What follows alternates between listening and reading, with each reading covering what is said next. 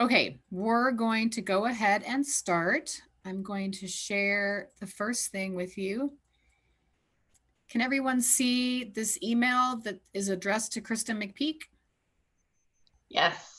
Okay, so you should have received this email right at the stroke of midnight this morning. No pumpkins, no glass slippers, anything like that, just this email. But this is what's going to get you started. So it's super helpful for you guys. It seems like there's nobody on this call that has done reviewing before. So you're going to want to use this email here to get started.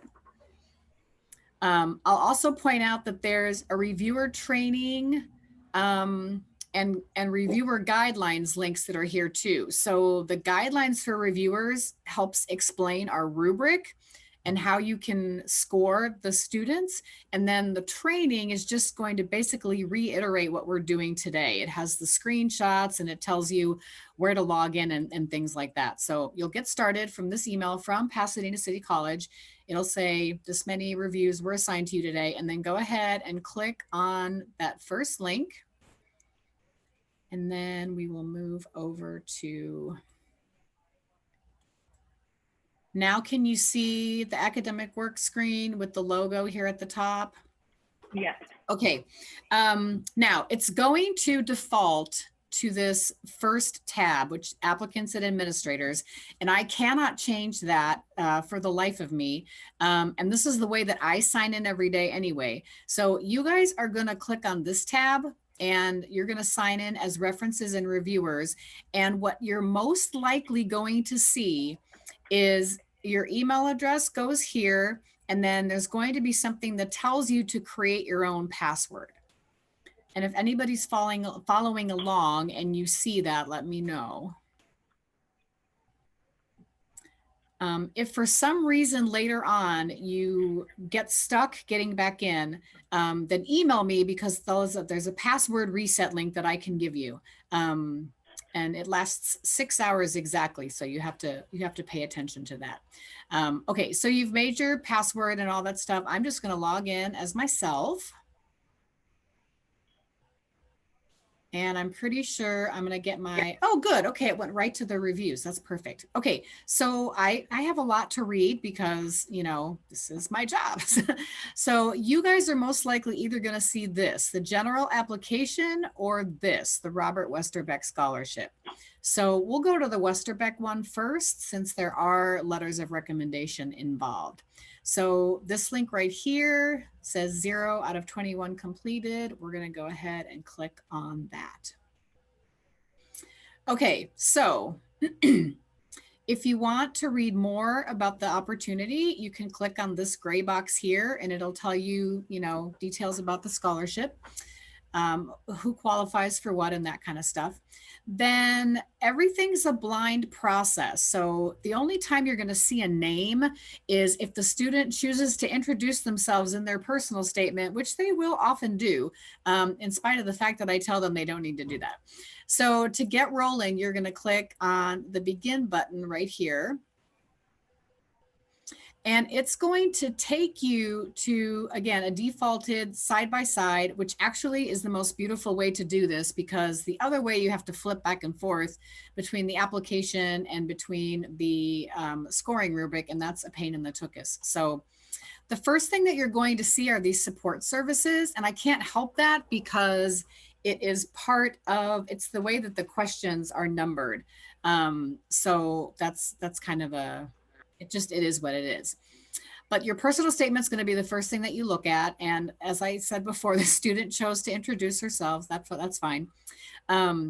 And you're gonna read and think about what the student is telling you, and you'll use the guidelines for the reviewers to get a sense of what we're looking for.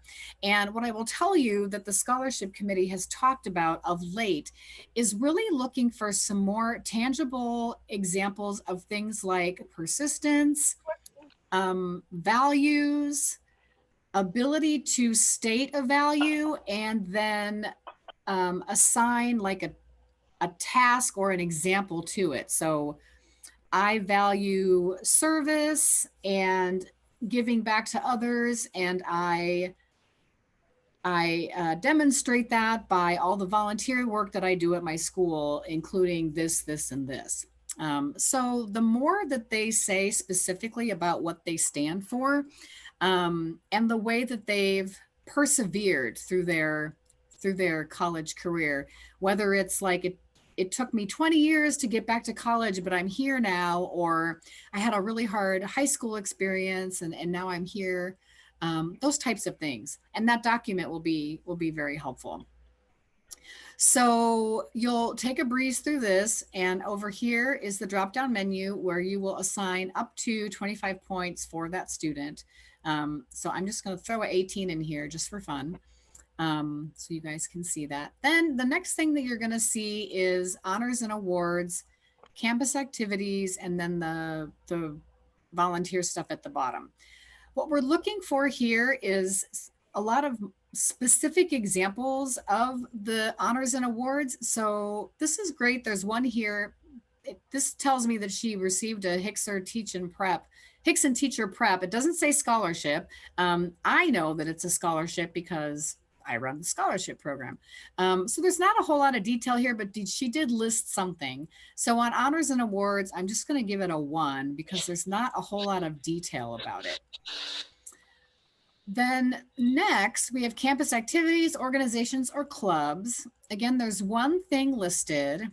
It's not defined. It just says SCTA.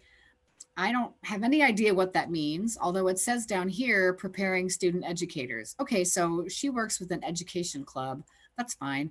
I'm going to give that a 1 as well, because there's really just, it's not built out the way that, so we understand exactly what she's participating in. And quality is much better than quantity in this case. So we want to see that they are a well-rounded student, but the difference between having 8 things where they don't list any details and 3 things where they list every detail, that's going to be more important to us in the long run. Then she mentioned Tournament of Roses that she's volunteered with. No offices held, and then a brief description of the activities is just hosting the parade. Okay, I don't know what that means. It's a really big parade. So what exactly did you do to host that parade? And I'm not trying to, cut the student down, but I'm trying to get to the point of what we're looking for as a review group. So again, Chris McPeak is going to give her a 1 for that. So she's going to get points for having listed things, but they weren't really fleshed out very well. So I'm not going to give high points. Then we're going to roll down here some more, and this is where we will see her college GPA. So she has a 3.0, so we're going to put this on the sliding scale. So if she were getting a 4.0, she would get the full 20 points. A 3.9 would get 19, a 3.8 would get 18. She's got a 3.0, so we put her at 10 points. Then we'll scooch back down here, and we have 2 letters of reference, so that's good. We have a Natalie and we have a Susanna. Let's open Natalie's. So this is going to open in another window, which of course means I need to do another share.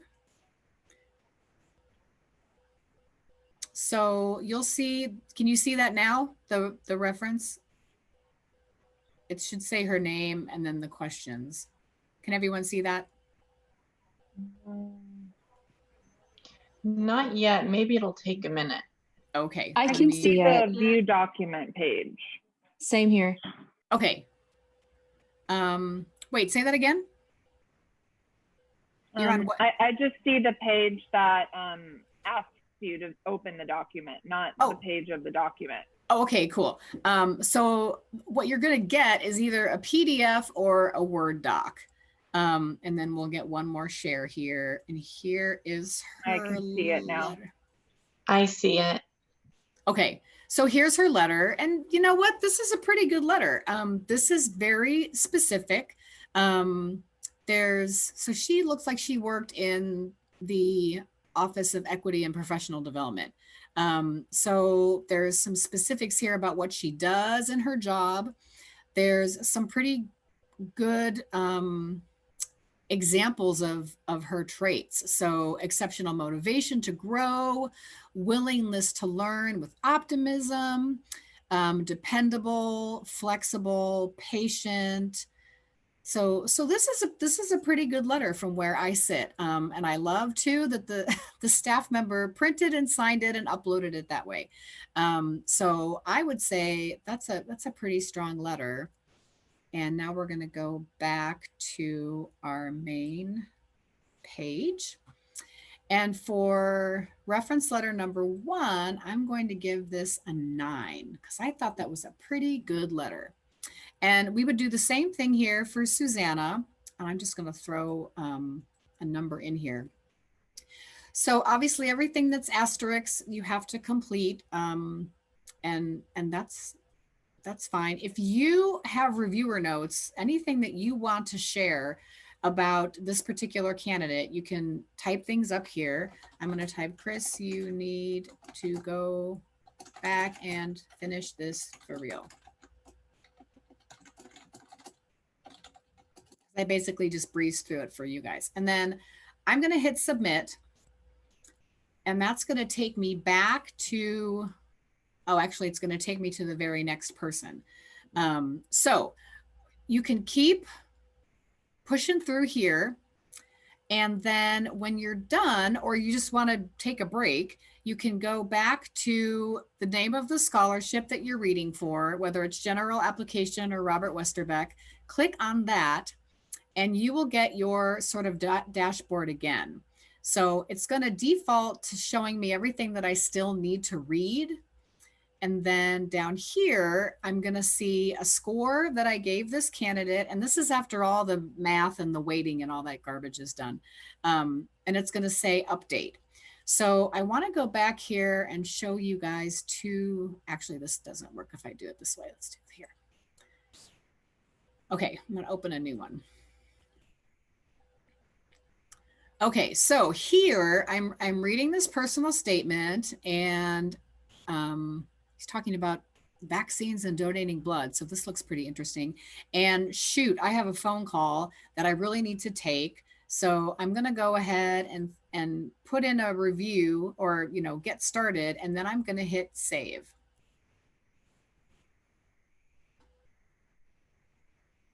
And it's going to keep me on that page, so I can either take my phone call and come back to it in a minute, or I can go ahead and close everything out. When I log back in, I'm still going to have all my red ones that I haven't started yet, but down here, oh, wait. Okay, here. I was like, everything's red again. So here's the applicant I was working on. I put a score in, but now it says finish. So red basically means that there's unfinished stuff to do. Gray means it's all done. Red means you still have to work on it. I have 2 finishes here. So when I would go back and take a peek, I would just click on the red button that says finish. And then I would go in and I would do my thing.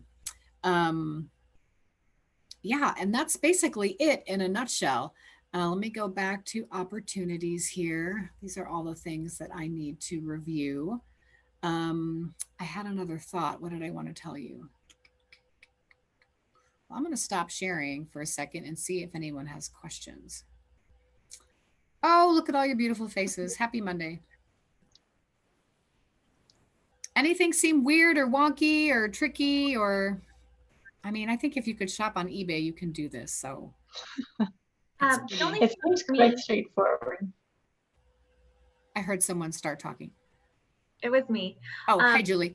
Hi. The only thing for me was, are you seeing a lot of detail in those, you know, where they list their awards or they list prior things? Because when something says list, like I'm thinking like list, you know, I don't give a lot of description. So I'm thinking if I was that student, I probably didn't have put a lot of information in there. Well, and if, you know, if you were to say, you know, describe your role in something, then I would kind of go all in. But if it just says like brief description, I mean, like hosted parade, you know, like that, I think that yeah, no, that's a thinking. That's a very fair assessment. And in spite of the fact that we had not given them very specific details on this, some students definitely do that. So you will see people that will just do it by default. And that is something that the scholarship committee wants to to fix, but I couldn't change the application while we were still in process.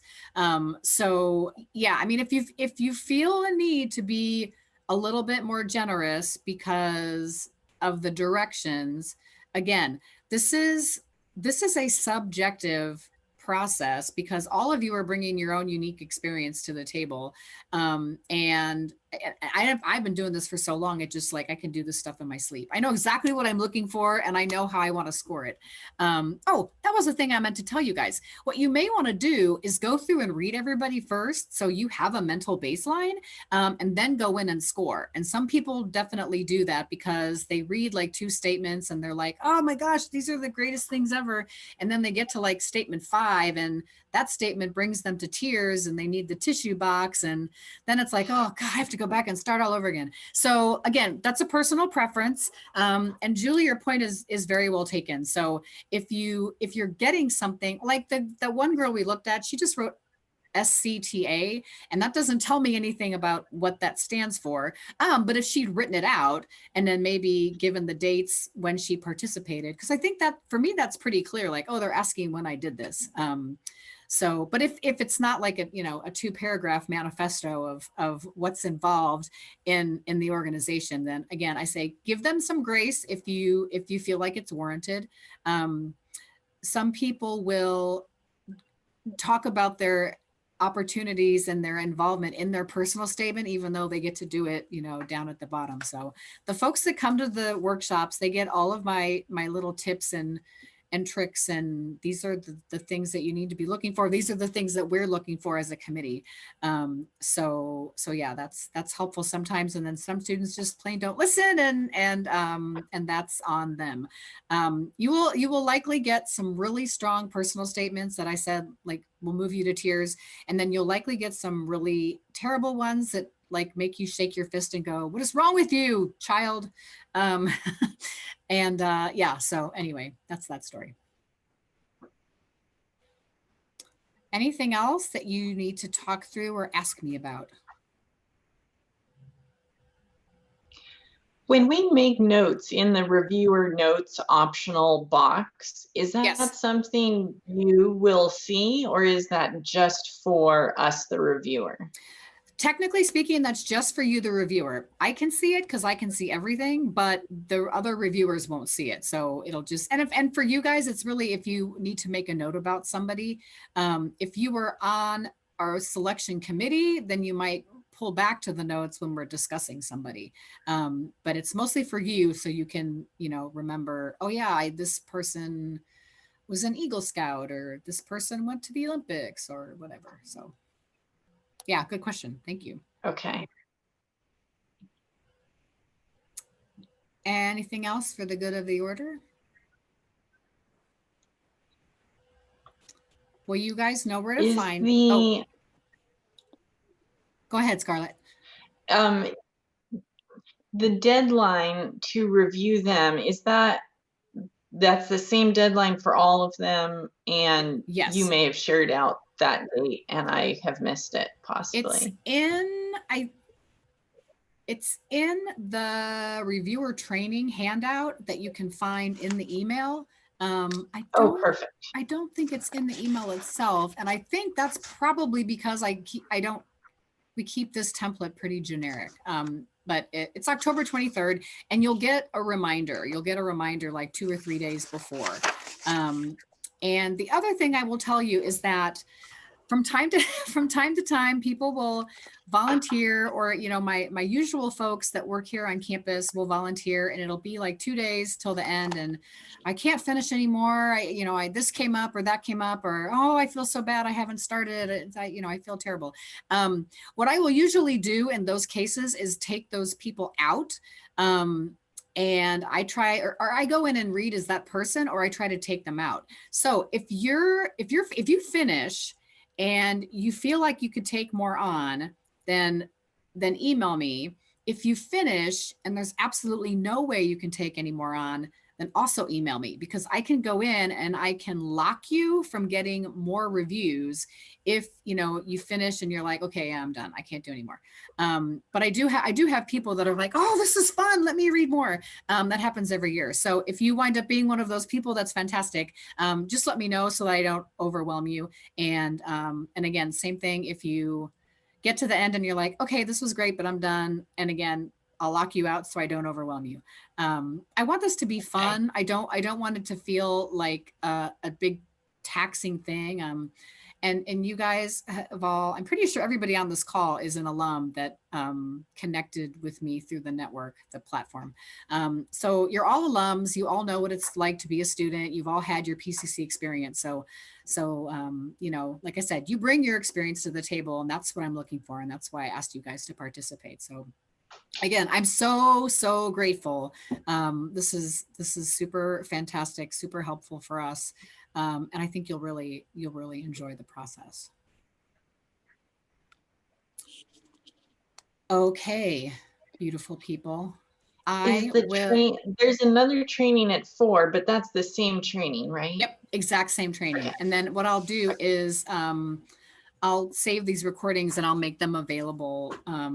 I'll email that whole list of folks and make these available if you need to go back and refer to it. You can always email me and say, I'm stuck, I got locked out, I don't know how to log back in. It should be a lot easier for you guys though, because most of you are all off campus. So there's no like go between, like log in with your Lancer Point credentials. And that happens to my on-campus people all the time because they try to log in with their regular on-campus stuff and they can't do that. They have to have a different password and they have to log in on that one tab. So that will be much less frustrating for you guys, I think, I hope. I have a quick question. Yes, ma'am. When we are done, will you just know they're done, or do I need to email you and be like, hey, I'm done? Nope, I'll know. I'll see that, you know, there's a whole page that's got everybody's name and the number of reviews they have, and it'll say like, you know, 21 of 21.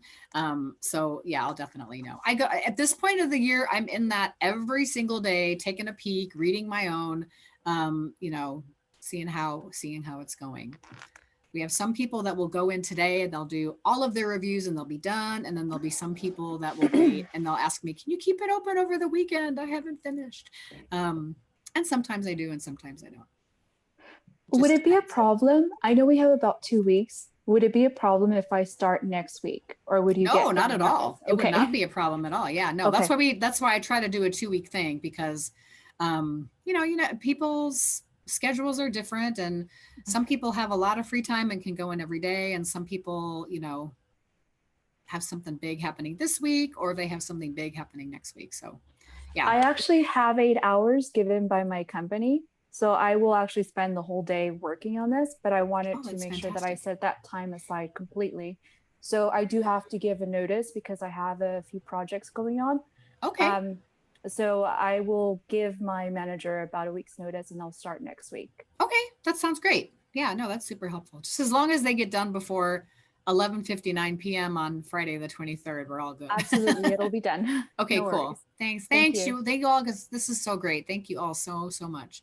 And you know where to find me. And yeah, just let me know how I can help. Thank you. And I thank all you for helping. This is fantastic. Okay, on with our day. Have a Great, good one, thank you you. guys. Bye-bye. Bye-bye. Thank you. Bye.